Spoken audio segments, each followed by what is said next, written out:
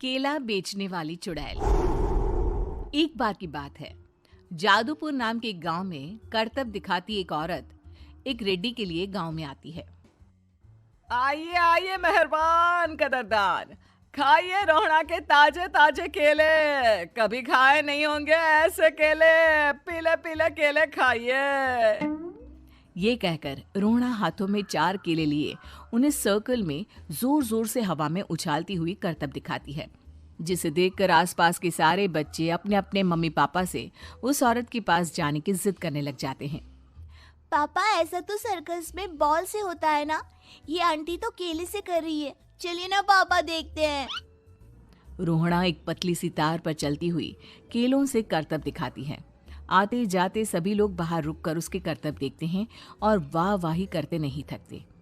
जैसे ही एक आदमी पास आकर उसे पैसे देने लग जाता है, तब वो कहती है, अरे नहीं नहीं साहब, मैं करतब तो बच्चों के मन को बहलाने के लिए करती हूँ। धंधा तो मेरा केले का है। पीछे देखो मेरी रिड्डी, जो भी मेरे केले खाएगा मेरी तरह चुस्त दुरुस्त और तंदुरुस्त हो जाएगा। ये ऐसे वैसे केले नहीं है साहब, ये शरीर में गर्मी देते हैं, ठंड को दूर भगाए। जो भी रोहिणा के केले खाए। पापा, अगर मुझे केले नहीं मिले तो मैं घर नहीं जाऊंगी। तभी उसके पापा कहते हैं कि बेटा, केले ठंड में कभी गर्मी नहीं देते। ये सब कहने की बातें हैं, सामान बेचने का तरीका है इनका।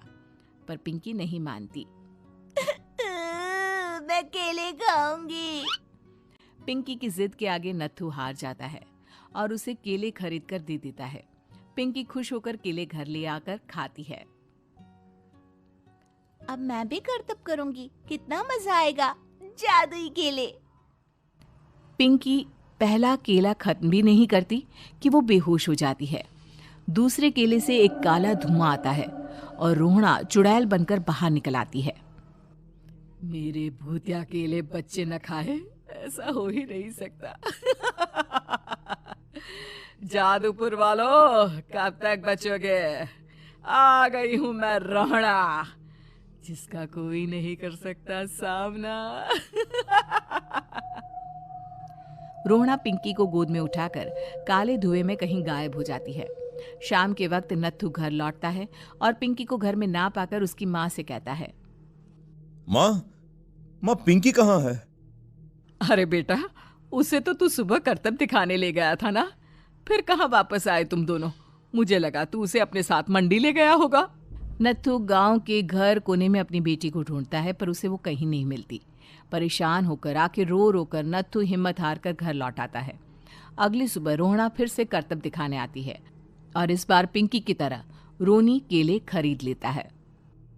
50 रुपए दिए थे पापा ने, सारे पैसों की मैंने केले खरीद लिए हैं। अब मैं भी आंटी की तरह ही करतबबाज बन जाऊंगा। यही सोचते हुए रोनी केले खाता है और पहला अकेला केला आधा खत्म भी नहीं करता कि चुड़ैल उसके सामने आ जाती है।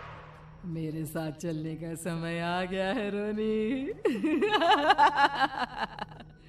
ये तो बस शुरुआत है। अब इस गांव के सारे बच्चे धीरे धीरे मेरे कब्जे में होंगे, एक बच्चा भी नहीं बचेगा। ये कहकर रोनी को गोद में लेकर काले धुएं में अदृश्य हो जाती है। इसके बाद हर रोज गांव में से कोई ना कोई बच्चा गायब होता, पर ऐसा क्यों हो रहा है किसी को भी समझ में नहीं आ पा रहा था। रोज की तरह अपनी बेटी पिंकी की तलाश में नत्थू गांव के एक तालाब के पास बैठा रो रहा था। कहाँ गई मेरी पिंकी? शकुंतला के जाने के बाद एक वही तो मेरा सहारा थी। अरे उसकी आत्मा कोस रही होगी मुझे कि मैं अपनी बच्ची को संभाल भी नहीं पाया।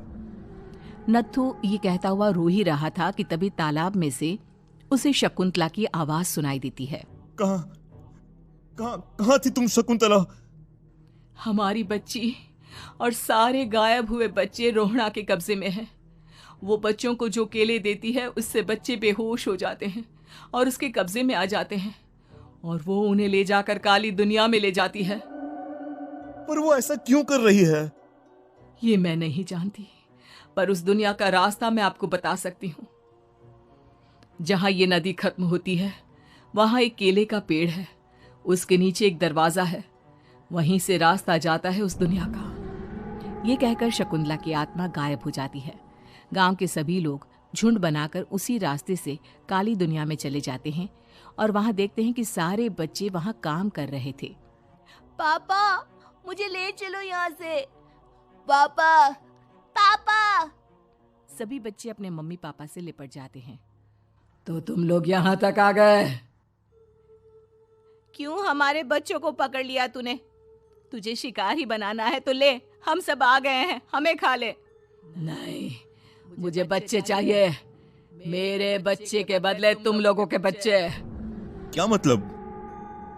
मैं इसी गांव में रहने वाली एक औरत थी। केले की चोरी के इल्जाम में मेरे बेटे को गांव वालों ने इतना मारा कि वो मर गया। उसी दिन मैंने ठान लिया कि गांव वालों का भी वही हाल करूंगी। कुछ दिन बाद बेटे के चले जाने के दुख में मैं भी मर गई और मेरी भटकती आत्मा एक चुड़ैल बन गई। और फिर मैंने बदला लिया तुम सबके बच्चे छीनकर। बर्दाश्त नहीं कर पाए ना? सोचो मुझ पर क्या बीती होगी। हमें माफ कर दो रोना। पता नहीं ये किसकी गलती थी, पर हम सभी माफी मांगते हैं। हमारी खुशियां लौटा दो, तुम भी तो एक माँ हो। गांव वालों की बात सुनकर रोना का मन पिघल जाता है और वो बच्चों को छोड़ देती है। उसके बाद काली दुनिया बच्चों के लिए जादुई दुनिया बन जाती है। अब कोई भी कभी भी वहां आ जा सकता है।